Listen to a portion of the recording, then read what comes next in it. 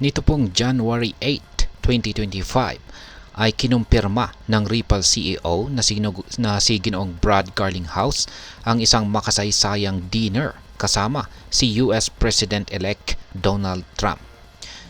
Ngayon ay ano nga ba ang kahulugan nito para sa hinaharap ni XRP? Totoo bang ang landas patungo sa $10 ay bukas na? At paano maapektuhan nito tayong mga Pinoy crypto traders at investors dito ni XRP? Kaya yan po ang ating aalamin sa video na ito. Pero bago po tayo magpatuloy, ay nais ko lamang po munang bigyang linaw ang aking disclaimer kung saan ang nilalaman po ng video na ito ay hindi po ito isang financial advice. For education and information purposes lamang po ang layunin nito. Ayan po siya, si President Donald Trump. Yan, US President Donald Trump. Yan, malapit na po yung kanyang inauguration, January 20. At isa na rin po yan na petsa na kaabang-abang. Ngayon ay umpisahan po natin sa kung ano po ang naging usapan ng Ripple at saka si Pangulong Trump. Yan, kamakailan lamang ay nag-post po si Ginoong Brad Garlinghouse sa Twitter ng larawan kasama si Pangulong Donald Trump at saka si Ginoong Stuart Alderoty. Siya naman po ang Chief Legal Officer ng Ripple. Kaya ayan po, tatlo po sila. At ang caption ay isang misteryosong strong start to 2025.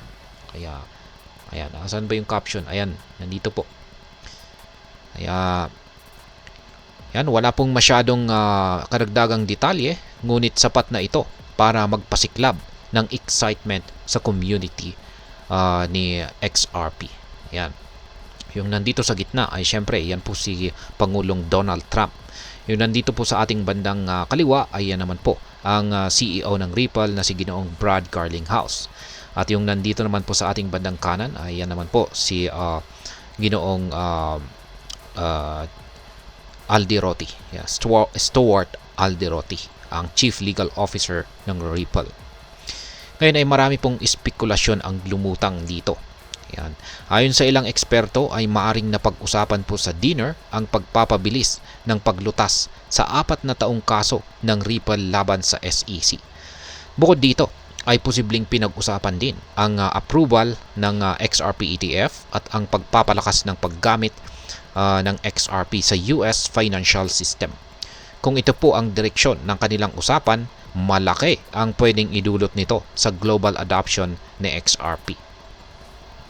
Ngayon ay ano naman po ang naging reaksyon ng XRP Army? Ayan. Hindi po napigilan ng XRP community ang magdiwang syempre. Ang iba ay nagbigay ng malalaking pahayag gaya po ng road to $10 is now open. Ayan. Ipinakpakita nito ang mataas na kumpiyansa o pagtitiwala ng mga XRP holders na ang pag-upo ni Pangulong Trump bilang isang pangulo sa US ay magdadala ng pro-crypto na policies. Isang kilalang XRP analyst ang nagsabi na handa nang lumipad sa XRP patungong Valhalla. Yan, tindi po niyan. Ito raw po ay nangangahulugan po ito na posible nang makita ang isang makasaysayang pagtaas sa presyo ni XRP. Yan. Ulitin po natin, handa na raw pong lumipad sa XRP patungong Valhalla. Ayan, yung Valhalla po na lugar ay isa po itong mythological na lugar. Yan po yung aking pagkakaalam dyan. Sa langit. Ayan. Parang heaven na rin yan. Pero yan po ay base sa myth. Kaya yan, bukod dito ang posibilidad sa crypto tulad ni na Ginoong Charles Hoskinson ng Cardano at saka Moon Lambo, isang XRP YouTuber, ay nagpahayag din na kanilang mga suporta. Ayon po kay Moon Lambo, ang meeting po na naganap ay maaring magsimula ng golden era ng crypto sa ilalim po ng bagong administrasyon ni Pangulong Trump. Kaya yan.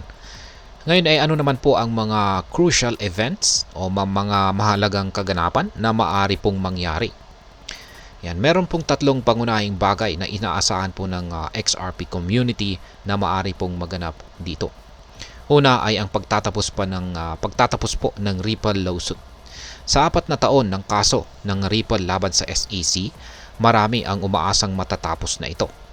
Matapos po ang inauguration ni Pangulong Trump. Ang bagong SEC chairman na si Ginoong Paul Atkins ay kilala bilang isang pro-crypto advocate, kaya't posible pong mapabilis ang resolusyon sa kasong ito. Pangalawa ay ang approval ng XRP ETF.